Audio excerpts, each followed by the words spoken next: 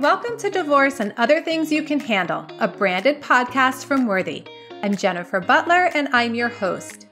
Divorce represents the ultimate paradox. It is one of the most traumatizing times in your life and the time in your life that requires you to be the most clear thinking. This is a quote from one of our guests today, Rebecca Zung. Trauma and clarity. Is it possible to accomplish navigating these two states of being during such a difficult time in our lives? And if so, how do we do it? It may sound impossible, but Susan Guthrie and Rebecca Zung, who are here with us today, have dedicated their work to teaching others the importance of breaking free from the traditional perspective on divorce. A perspective that, for the most part, is one of mostly negativity and conflict. But when we're able to create a different narrative around divorce and approach it in alternative ways, winning in divorce takes on a whole new meaning and sets the stage for you to win in life. Susan and Rebecca are here today to talk to us about how you can accomplish this in your life. I am thrilled to bring this dynamic conversation to you here today. We're going to take a quick break, and then we are going to be back with Rebecca Zung and Susan Guthrie. When you sell a piece of jewelry, you can't control how much it's worth, but you can make sure that you're selling smart with a team of experts and advocates behind you at Worthy. Your engagement ring can be a financial asset that allows you to embrace a new and fulfilling life after divorce. Let us help you get the best deal possible for the jewelry you've outgrown. Go to worthy.com/podcast to learn more.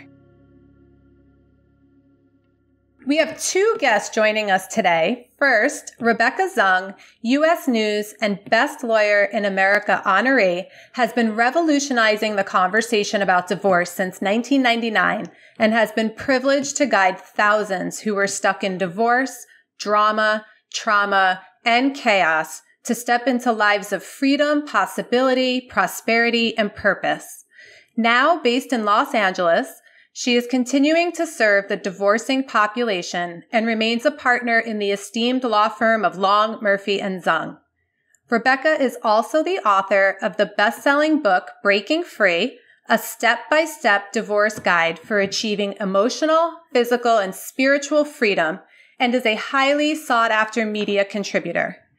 Her perspectives are in high demand by television and print outlets, as she has been featured in or on Extra TV, Forbes, Huffington Post, Newsweek, Time, Dr. Drew, NPR Talk Radio, Good Day New York, and CBS Los Angeles, among others. Our next guest, Susan Guthrie, recently named by Lawyers of Distinction as one of the top family law and mediation attorneys in the country, has been helping individuals and families navigate separation and divorce for almost 30 years.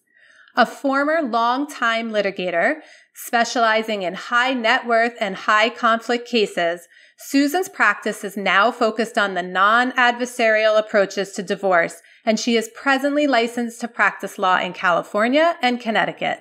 As a leading dispute resolution professional, Susan is proud to be the incoming co-chair of the American Bar Association's section of Dispute Resolution's Mediation Committee and to serve on the board of directors of the Southern California Mediation Association. Together, Susan and Rebecca are the co-founders of Breaking Free Mediation, the first family law mediation centers in the country to offer a mindfulness track to help divorcing parties to negotiate their issues peacefully. Breaking Free Mediation offers online mediation services nationwide. Susan and Rebecca are also the hosts of the iTunes Top 10 podcast, Breaking Free, a modern divorce podcast, which is revolutionizing the conversation around divorce. And I am honored, thrilled, grateful to have both Susan and Rebecca here on our podcast as guests. Thank you both so much for joining me. Thank you, Jen. We're happy to be here. Yes, thank you for having us. We're thrilled to be here. So excited. And I love the conversation that we're going to be having today about this non-adversarial approach to divorce and your unique take on it and your unique action around it. So I would love to start with both of you taking some time to just share a little bit about your stories and why you've chosen to do the work that you're doing in this field. Well, I can't say that we set out as little girls to go, I want to be a divorce attorney when I grow up. No? Yeah. But, you end up in this field. And I think for both of us, we have been on this path separately. And then we ended up meeting last year of making it a better field, making it a better space, making it better for clients. I wrote my book, Breaking Free. It came out in 2013 now, so almost 6 years ago. And I just really wanted a resource for people to be able to not just get legal advice, but also advice on how to deal with fear and anger and resentment, and also how to start your life after and have it be an opportunity to create a new beginning and a new future. And so I wanted to start a podcast.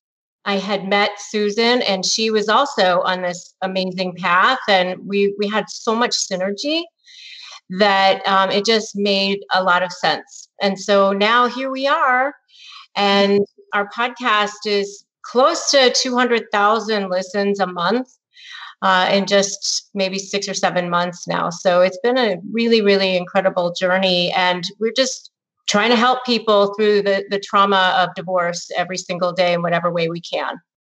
I was just going to say, I'm shocked that it's only been a year for you guys. You have such synergy that my assumption was that you'd been together so much longer. You've done so much in that short time. Yeah, we hear that all the time. And honestly, when Rebecca and I met each other, we just immediately found that, first off, our career paths had been so similar. We both, for years, were longtime family law litigators in the adversarial process of divorce. We both specialized in high net worth, high conflict cases. And we both had come to a realization that process, that litigation process, well, it was a way to get people separated and a way to, move them through the divorce process. It ended up with most often a worse result personally for those clients, because that adversarial process just rips people apart. It destroys any possibility of going forward in a better way if they have to co-parent. And we're both looking for other ways, Rebecca with her book and with her program, and me with mediation and other elements. We were trying to find better ways for people to move forward through the process so they could go forward better in life. Yeah. And I mean, that's exactly why, when I first saw your website and talked to you guys, I automatically thought this idea of winning, quote unquote, winning in your divorce, really meaning something different in the way that you guys approach it and how that sets you up to win in life. And so that's how we ended up talking about this today. Yeah, people usually think of winning as I get everything I want out of my divorce or whatever. And that just means the other person ends up completely miserable. And anyway, no one ever gets everything they want. Exactly. And then I think sometimes you get what you want and then you find out it's not what you wanted anyway. So well, that's very true. We actually just talked about that in one of our shows because, the things that you fight over because they're so vitally important during the divorce process, so often you wake up when you come out of the divorce fog and you can't believe you spent that much time and energy and frankly money arguing over those things, rather than just moving on and getting on with your life. Absolutely. So, Rebecca, you say that divorce is the ultimate paradox. Can you talk to us a little bit about what this means and why this is so important for our listeners to understand? Yeah, it's something I just kind of thought of several years ago, and it's in my book as well. And it's like this crazy paradox. It's the ultimate paradox that during the most traumatic time of your life, which every poll that you look at says that divorce and death are like the most traumatic things you can go through. In fact, incarceration is number 3. So apparently people would rather be incarcerated than get divorced. But during that traumatic time, they have to make the most critical decisions about their lives, about their money, the things that mean the most to them, their children, their homes, their businesses, because all of those decisions will impact the future, whether it comes down in a court case or whether they sign a mediation agreement or a marital settlement agreement. All of that stuff is stuff you have to live with for the rest of your lives. And so it's so crazy that there's this paradox that during the most traumatic time of your life, you have to make these critical decisions. Yeah. And I guess also find a way to slow down, right? In a time when you're hoping everything will just hurry up and be over with. But a lot of the time, and this is more of that paradox, is what happens is because of your emotions, because you're so caught up in those negative emotions. I mean, none of the emotions around divorce are the happy, joyful ones. It's all fear, pain, anger, sadness, hurt, betrayal. These are not things that people work through quickly, and they're emotions that drive your thought process. And so people will tend to get bogged down in those emotions, and instead of making clear, rational decisions about what is best for them and what's best for their children, they make decisions out of fear, out of anger, out of the hurt. And all that really does is wind them further down into the process and drags it out longer. I mean, unhappy, angry, hurt, sad people don't tend to be reasonable. Right. And so even if you want to hurry and you want this horrible time to be over, often your own emotions are what are keeping you in the process. Right. Well, and then this is where I think your approach, you and Rebecca, this mindfulness track that you have incorporated into conflict resolution so that you're not approaching this, we'll do the divorce over here and then you work on yourself over there and keeping it separate. You guys have somehow created the first ever conflict resolution center that includes a mindfulness track. How do you bring that all together?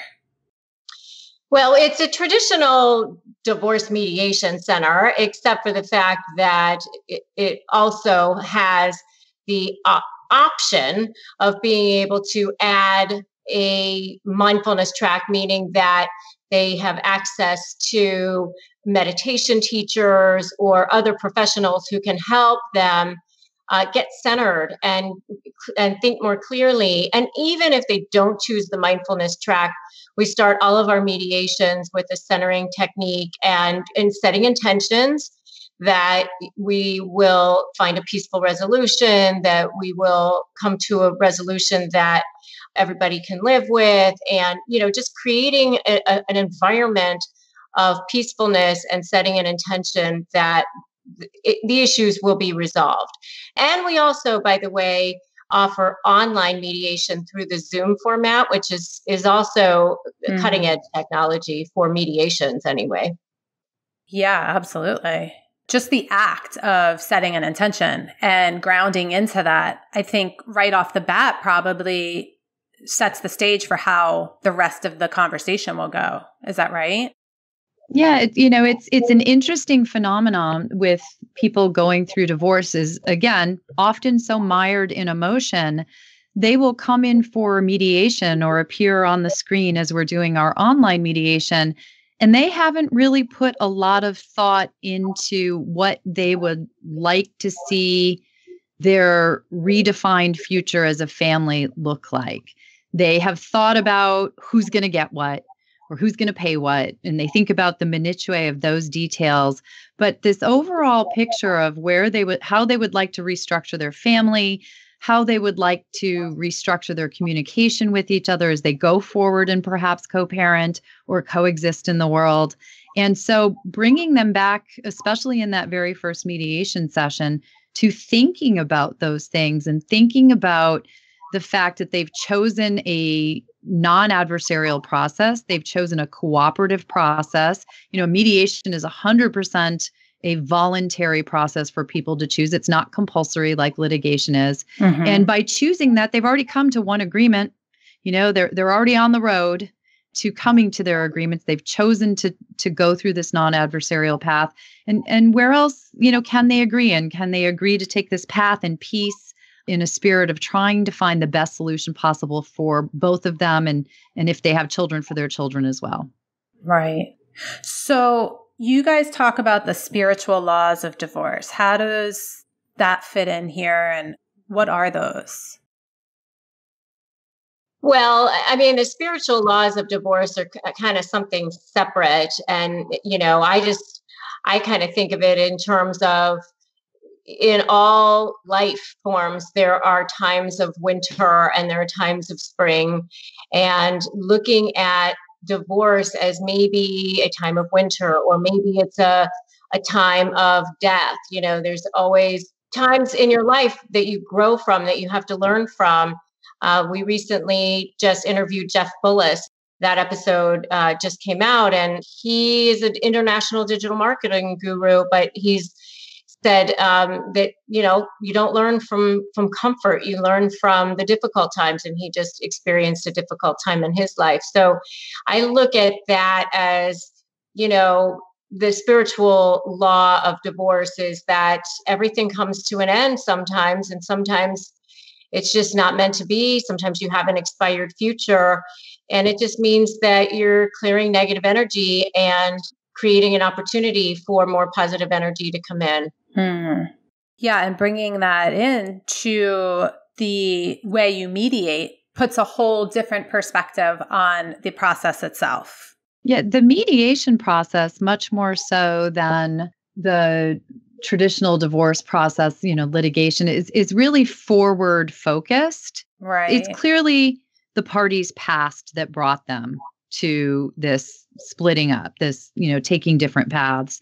But in some ways, their paths are still going to intersect.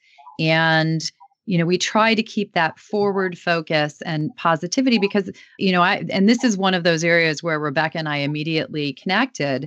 The fact is that, change is hard, but change is where we grow, and change is where you have to stretch to achieve new things, and good things can come from that. A lot of what can happen has to do with your mindset and your approach to the process. And again, we're very committed to mediation as a cooperative approach to achieving the best outcome for both people. Yeah, and I like that you say how it's forward focused. We are going to take a really quick break right here. But when we come back, I want to kind of delve into that a little bit as far as how the entire perspective on divorce itself, how we can sort of shift the conversation that we're having there. So we're going to take a quick break, and then we are going to be back with Rebecca Zung and Susan Guthrie.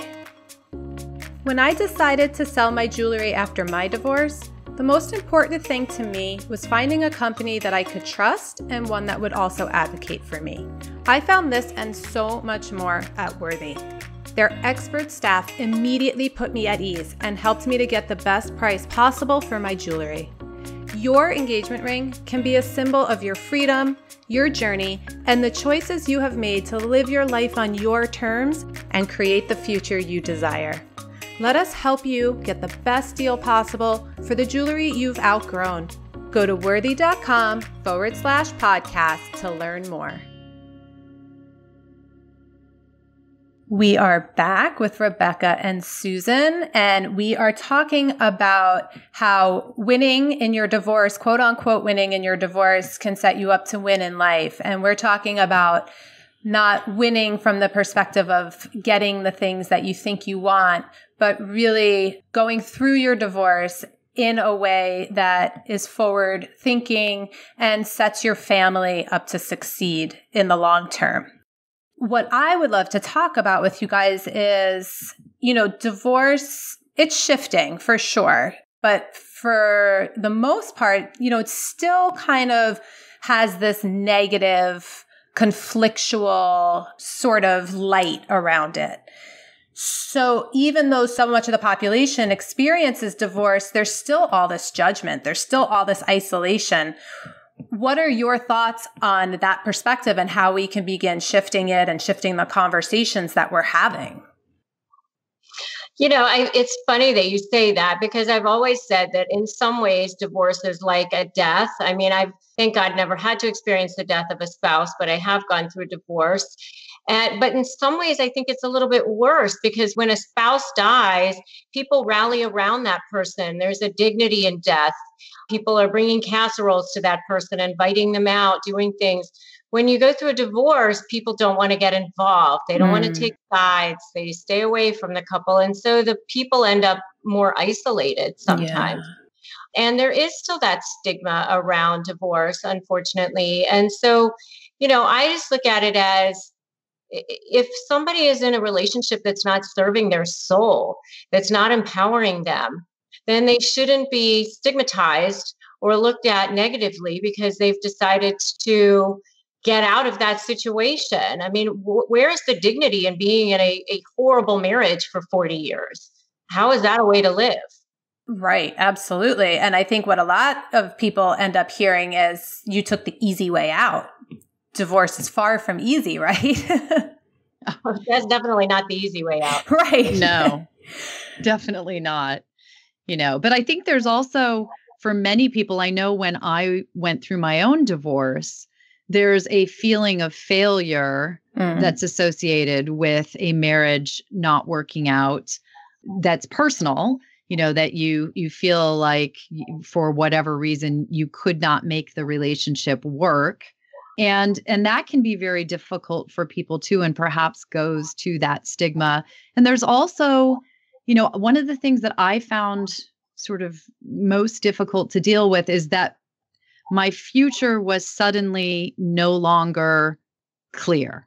I had a situation where I thought my life was going to be one way. I was going to be with this person for, my lifetime, and we were going to follow a certain path. And suddenly, when divorce became the obvious choice, I knew that it was the obvious choice, but it was still difficult to deal with the black void of the future without knowing what that was. Right. And that's where that fear component comes in that we were talking about, earlier. And I also think that that's, one of the other elements that makes it so difficult for people, why people will live in the limbo, like Rebecca said, in a relationship that's not serving your soul, why people will live in those relationships, because sometimes maybe that limbo is better than the unknown future that is out there without this relationship.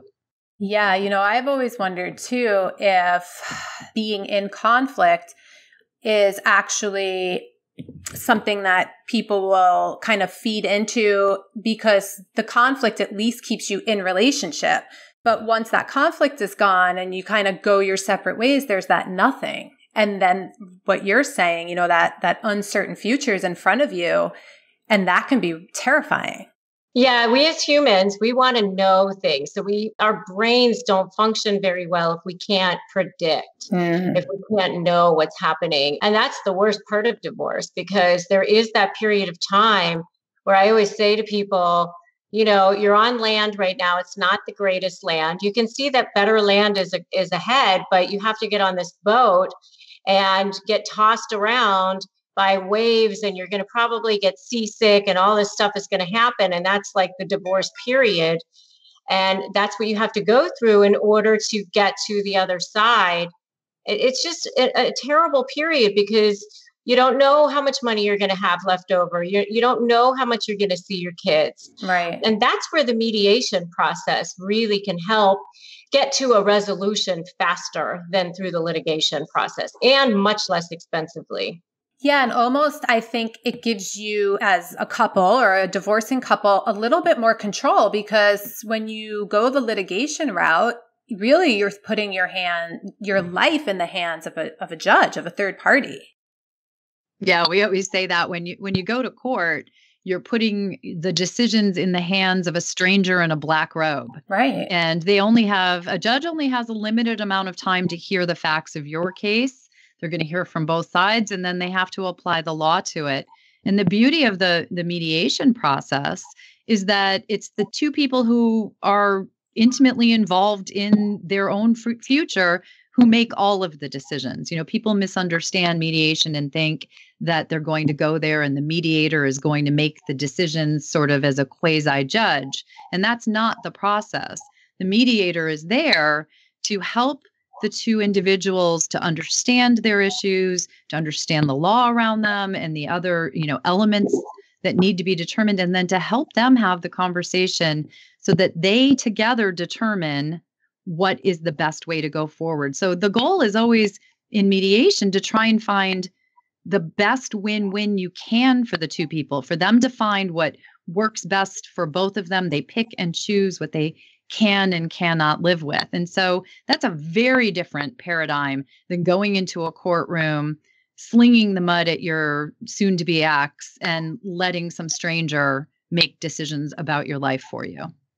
Yeah, no, that's a very, very different process and a different outcome, long-term and short-term. So when you guys talk about fear, and I know this came up a couple of times in our conversation, I think that fear that you feel when divorce is suddenly a part of your life oftentimes will lead people to think, well, litigation is my only option. Like, you hear people will say, well, make sure you go see the top 3, right? You got to go see the top 3 so that your ex can't have them. It's like this automatic push into making decisions from fear. Well, and people just have this thought that I'm getting a divorce, I need to go get a lawyer. Like that's right. The first thing they think of rather than thinking outside the box. And that's part of the reason that, we started Breaking Free Mediation and why we do the podcast, which is also called Breaking Free, because we want people to know that there's an alternative out there, that you don't have to go lawyer up immediately, that you can go to mediation. And mediation doesn't mean lay down and just let the other person walk all over you. Of course, you're still going to look at what's fair under the law and go for that, because, lawyers are hired to advocate. That's their job. Right. Yeah, advocate equals argue. I mean, that's really, your attorney is there to understand what you want or what you say you want, and then go in there and do the best they can to argue for you getting that. And usually that entails the other party not getting something that they want. And it's set up as a, me versus you. It's set up as an adversarial thing with someone else making your decisions. So with mediation, the two people themselves, as I was just saying, they get to make the decisions, and really, a decision that you both have buy-in. So you both have participated in talking about it, negotiating it, discussing it, and deciding what works. That's an agreement that's going to hold. Yeah. That's an agreement that's going to stick. Something that someone else tells you you're going to have to do, none of us do very well with that. And those tend to be the ones, that you get that ongoing conflict cycle, because sooner or later, one of the parties to an imposed, decision is going to be back in court trying to change it. Right. They're going to appeal it probably. And if you come to your own agreements, it's not appealable. Then, you have finality. And that's a big piece of it too. You're not going to keep fighting. Because even if you win everything you want in court, it probably won't stick because the other person's going to appeal it. Right. Yeah. I mean, when I hear you say that, it's like there's ownership when you're both, making the decision. There's ownership on both parts of not only the decision, but the outcome. Exactly. And you both have decided what you can and can't live with. Yeah. I mean, when you're negotiating, it's cooperative, it's collaborative. You're not going to get everything that you want in mediation, just as you won't in litigation, but you pick and choose what works and what won't work. And that's a very different thing. Plus, it's a much more private process too. Yeah. I think that is one of the most shocking things about going into litigation for a divorce, is going into the courtroom and realizing that it's public. Correct. Anyone and everyone can be sitting in that courtroom listening to whatever it is that needs to be talked about that day. Yeah. Yeah. And there's another point that Susan and I say all the time too. And that is that people have these kind of skewed notions about what is going to happen when they go into the courtroom. Like somehow they think, I'm going to tell the judge all of the stuff, and the judge is going to see how my soon-to-be ex is so awful and I'm so wonderful. And it just doesn't really work out like that. I mean, Right. there's rules of evidence, and the judge, you can't just, narrative form go in and tell everything you want to tell. You have to have evidence to back up every single position. It has to be presented in a certain way. The other side gets equal amount of time to present their argument, and the judge makes his or her decision based on the way he or she sees it that day. And it may not be what you think it's going to be. Yeah. Yeah, it usually isn't. Right, exactly. And it usually lasts longer, I think, too. It's, it's a slow moving process.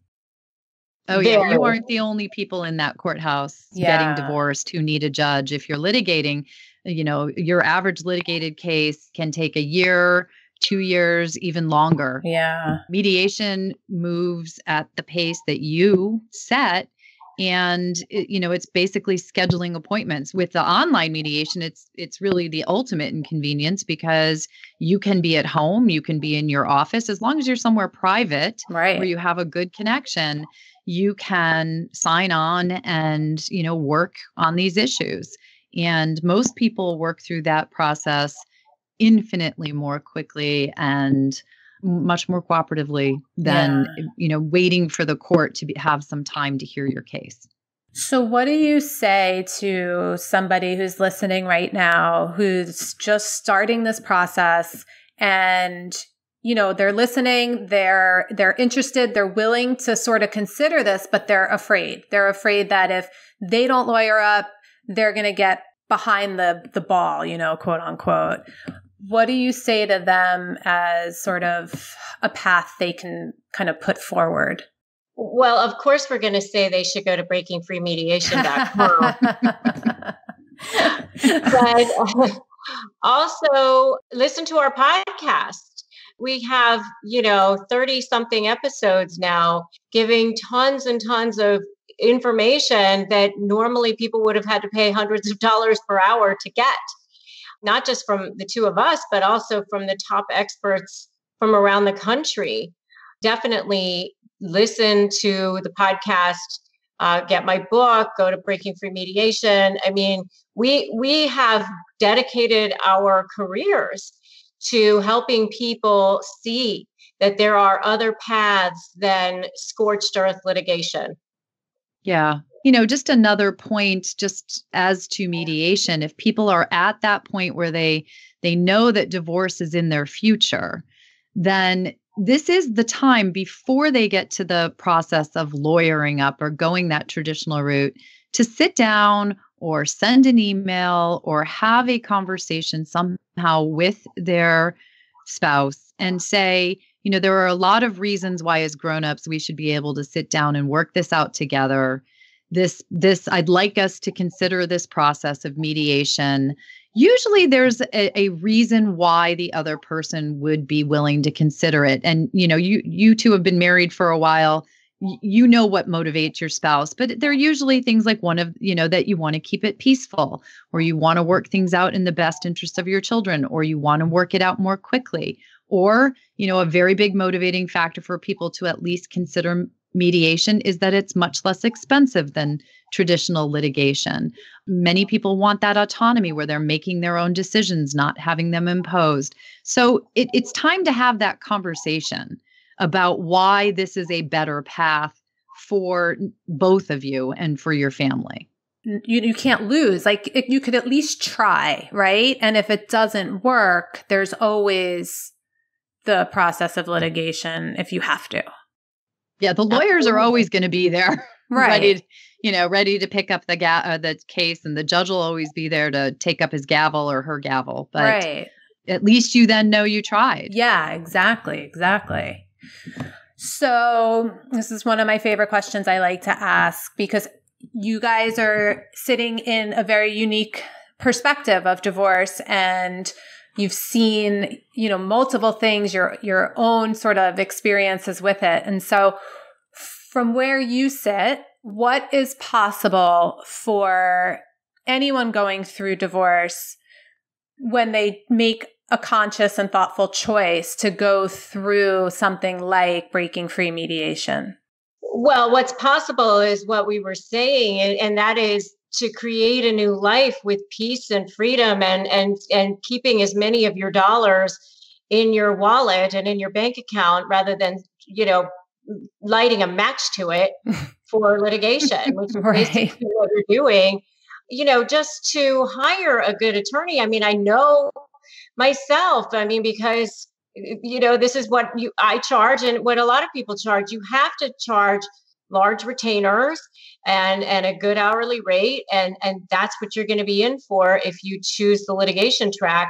And you will burn through those dollars because, just for them to spend the time drafting motions or going to hearings and showing up in court costs lots and lots of money. So I would say what's possible is getting to that freedom, that new life, that place of peace that much sooner and that with that much more money left over.